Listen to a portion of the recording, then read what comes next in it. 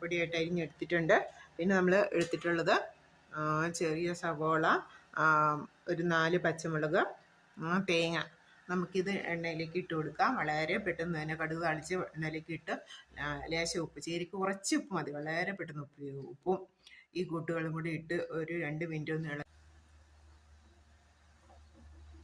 ചീര ഇട്ട് കൊടുക്കാം.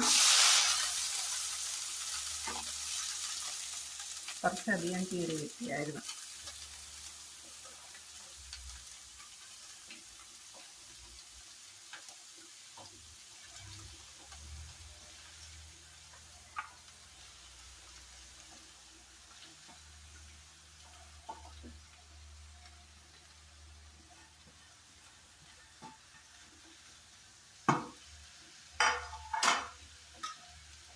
ചേരാനുള്ള ഉപ്പൂടെ ഒഴിച്ചിട്ട് നമുക്കൊന്ന് ഇളക്കി കൊടുക്കാം.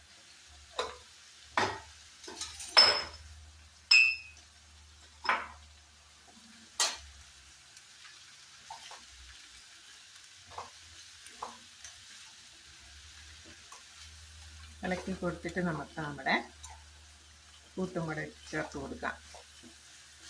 ചീരക്കാണെങ്കിൽ തേങ്ങ ഒതുക്കിയിടാം. ഞാൻ ചിരണ്ടിയിട്ടാണ് വെക്കുന്നത്, എളുപ്പത്തിൽ വെക്കുന്നതാണ്.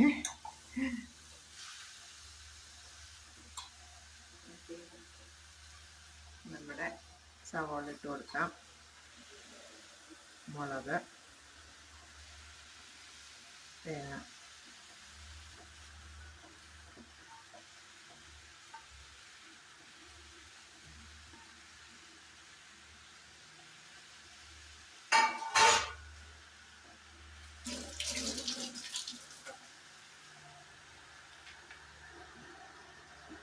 ലേശം മഞ്ഞൾപ്പൊടിയും കൂടി ഇട്ട് കൊടുക്കും.